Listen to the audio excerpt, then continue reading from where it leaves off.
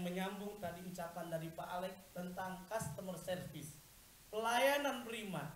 Ada seorang direktur BMW karena dia rumahnya sedang ada masalah ledeng. Ledeng itu kalau di sini apa namanya Pak Edwan? Pam ya, pamnya rusak. Akhirnya dia cari mana tukang servis yang mantep. Rupanya dia dapat nomor kontak, nomor telepon. Karena dia jarum super, jarang di rumah, suka pergi kemana-mana gitu ya, jarang terbangnya tinggi, dia telepon, akhirnya janjian. Akhirnya bisanya hari Minggu, tapi direktur BMW tidak ada di rumahnya. Tapi ada catatan menarik, walaupun tidak ada direktur BMW, dia tetap ditanya dulu yang mana yang rusak, kemudian dibetulin tuh dengan seikhlasnya yang luar biasa. Cuma ada catatan yang menarik, ketika sudah dibetulin, udah mendapatkan ongkos, udah mendapatkan upah, rupanya beberapa minggu berikutnya itu tukang ledeng nanya tentang masih ada keluhan gak rusak, karena diberikan garansi. Oh, sangat terkesima direktur itu. Akhirnya beberapa bulan berikutnya dipanggil. Yang tadi tukang ledeng dipanggil, "Hai tukang ledeng, minggu besok kamu ketemu saya." Ternyata ketika ketemu dengan direktur, diangkat menjadi manajer marketing. Nah, ini yang saya sederhana, dia baik buat siapa sebetulnya? Bukan untuk orang lain awalnya ya, hanya orang lain, tetapi buat dirinya juga sama. Ketika bapak-bapak, ibu-ibu bekerja dengan ikhlas, dengan sepenuh hati, itu luar biasa. Orang yang bekerja dengan hati, orang yang bekerja dengan ikhlas, sama halnya saat kita berpuasa dengan ikhlas. Coba kita lihat, kalau kita berpuasa dengan ikhlas, maka luar biasa berbeda dengan yang tidak ikhlas. Orang yang berpuasa dengan ikhlas, orang yang puasa dengan ikhlas, walaupun berat puasanya, tetapi dia dengan enjoy, dengan happiness, dengan bahagia, dengan gembira. Apalagi pas malamnya sholat tarawih, kan berat itu Pak Idwan ya, berat sekali. Pak Gatot, ya tinggal dilihatlah, ada yang kalau kata Gus Dur, umat Islam di Indonesia ini NU itu ada dua. Ada NU yang modern, ada NU yang tradisional. Kalau yang NU tradisional, kata Gus Dur, itu sholat tarawihnya itu 23 rakaat. Kalau NU modern itu dapat diskon 60%. Jadi sholat. Ya, jadi kita tidak perlu perdebatkan. Mau yang 23 silakan sekalian witir, mau yang 11 silakan. Yang penting kita melaksanakan tadi, enjoy, dengan happiness, dengan gembira, dengan senang. Jangankan beribadah saat kita bekerja saja, kalau kita happiness, tidak menggerutu, dengan ikhlas, itu luar biasa beda hasilnya. Program kreatif, ada program-program yang kreatif, inovatif, create new and different, buat sesuatu yang baru dan berbeda. Apa saja yang orang-orang lain belum lakukan? Tentunya aerowisata menjadi pelopor. Kita bisa belajar. Aqua dulu dibilang gila. Karena kenapa? Ketika munculnya itu kan aneh. Aneh bin ajaib. Karena kenapa? Air kan mudah untuk diminum, mudah diambil di sungai, mudah diambil di selokan, mudah diambil di pematang sawah. Tapi terjadi, apa yang terjadi ketika polusi air ternyata menjadi leading. Inilah orang kalau kreatif luar biasa. Puasa pun mengajarkan kita kreatif. Apa buktinya? Jangan loyo, jangan lemes saat kita berpuasa. Karena kenapa? Yang menentukan sukses atau tidaknya sebetulnya kita ketika puasa di bulan Ramadan. Puasa di bulan Ramadan ibaratnya ini, ibarat kita punya handphone. Handphone itu berarti baterainya ini. Baterai, tahu baterai? Baterai kalau kita casnya baik, baterainya baik, biasanya tahan lama nggak itu baterainya? Bisa kita pakai untuk BB, bisa SMS, bisa nelpon. Demikian halnya ketika kita bulan puasa, bulan Ramadan kita cas ini keimanan kita. Ibarat baterainya nggak soak. Kalau baterainya soak gimana kira-kira? Bisa sampai lama nggak kira-kira? Sulit sekali, termasuk juga sama kalau keimanan kita tadi baterainya tidak baik, baterainya kurang tadi sudah soak, maka akan bermasalah. Oleh karenanya dalam Al-Quran menyatakan Yang pertama kali diungkapkan adalah iman. Ya ayyuhal ladzina amanu kutiba alaikumus syiyam kama kutiba alal ladzina min qablikum la'allakum tattaqun. Tadi sudah dibacakan oleh qori kita. Ternyata orang-orang yang beriman, yang diseru adalah beriman. Makanya orang yang beriman kepada Allah ketika dia beribadah dengan ikhlas lapang dada, dia nggak terasa berat itu. Jujur nggak berat. Semestinya dia marah karena Ramadan, tidak marah-marah. Pekerjaannya akhirnya bisa kerjasama tim, saling menghargai walaupun ada perbedaan, semuanya sama. Makanya saya teringat kalau ada perbedaan bisa kita belajar dengan Gus Dur itu. Gus Dur bisa belajar, ada terjadi dialog diskusi antar agama ini. Antar agama, ada agama Islam, ada agama Kristen, ada agama yang lainnya. Dialognya apa? Agama siapa yang paling dekat dengan Tuhannya?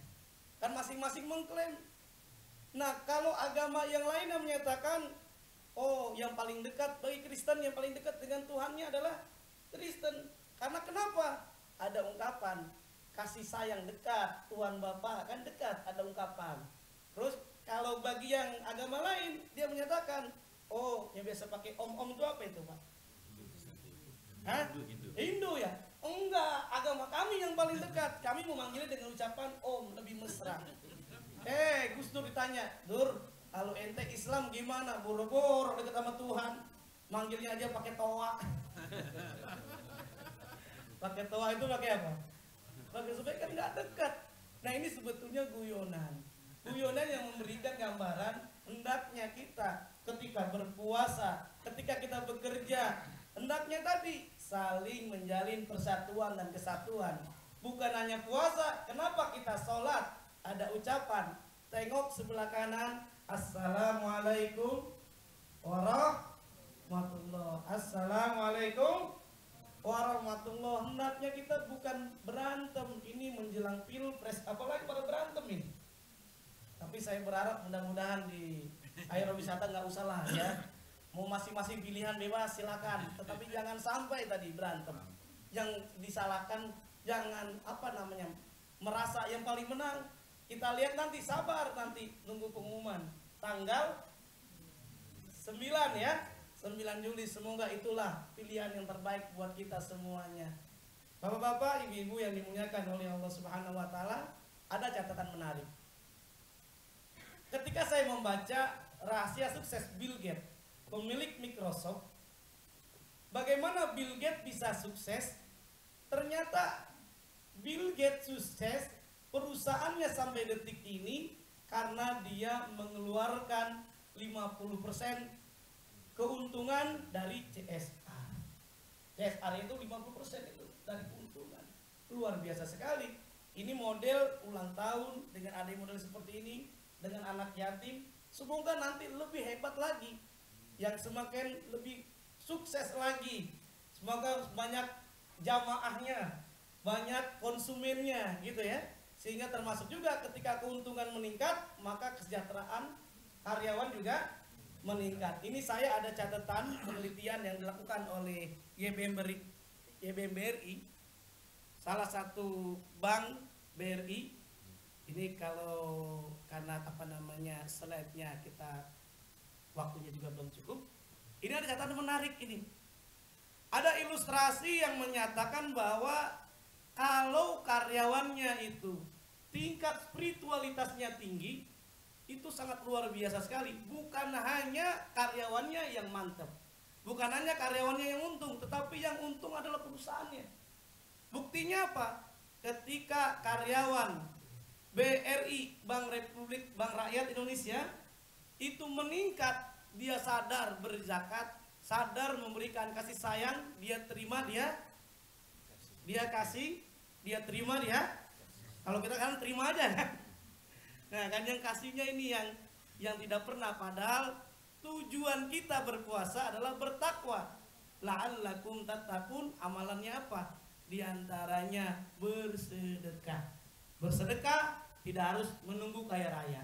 Bersedekah dalam keadaan miskin, bersedekah, lagi sukses, itu akan memperoleh kesuksesan. Termasuk tadi ini yang saya ingin sampaikan, ketika karyawan Bank BRI itu belum mengeluarkan zakat infak sedekah, kalau di Kristen namanya perpuluhan ya paling ya, ada istilah perpuluhan. Kalau di Islam ada namanya zakat infak sedekah. Ketika belum berzakat, ternyata keuntungan perusahaan itu berapa? 335 miliar. Ketika berdiri masyarakat, karyawannya itu mengeluarkan zakat infak sedekah sebesar 499 juta, hampir 500 juta, keuntungan meningkat. Yang awalnya 335 miliar menjadi 1,13 triliun rupiah. Meningkat terus menjadi 2 miliar, keuntungannya menjadi 1,3 triliun. Sampai angka fenomenal 2010 ketika masyarakat, ketika karyawan sadar berzakat infak sedekah kurang lebih 10 miliar, ternyata keuntungannya yang awalnya 1 triliun menjadi 11 triliun, bahkan mencapai 15 triliun karena zakat infak sedekah dikumpulkan oleh karyawan sebanyak 47 miliar. Ini luar biasa sekali. Yang ingin saya sampaikan, tujuan kita berpuasa untuk apa? Allah telah tegaskan dalam surah Al-Baqarah, bukan hanya bertakwa, la'allakum taskurun, bukan tas apa ya. Taskurun itu apa? Kamu bersyukur. Bersyukur itu tadi ucapan terima kasih. Terima kasih, coba kita belajar. Belajar saat kita berpuasa, ada catatan yang menarik buat kita semuanya. Coba Pak, saya tanya bapak-bapak, ibu-ibu semuanya, kira-kira makan enakan mana saat kita berbuka puasa atau tidak berbuka puasa? Kira-kira enakan mana? Hah? Enakan saat berbuka puasa. Apa sebabnya? Gratisan. Nah, sebabnya apa? Saat kita berbuka puasa karena kita tidak makan, kita tidak minum, sehingga merasa nikmat. Kita tidak makan, tidak minum. Minum udah azan tadi, wah luar biasa. Seteguk aja itu berasa. Kita ucapkan alhamdulillah. Makan sesuap pun juga luar biasa. Makan satu korma saja ketemu, nggak usah ketemu yang lain-lain, itu terasa bersyukur sekali.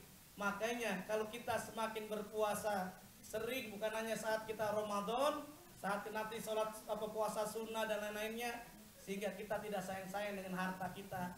Kita tidak makan, kita tidak minum dari subuh sampai maghrib, terasa sekali haus dan laparnya. Coba bayangkan saudara-saudara kita, mereka yang tidurnya tidak punya rumah, tidurnya di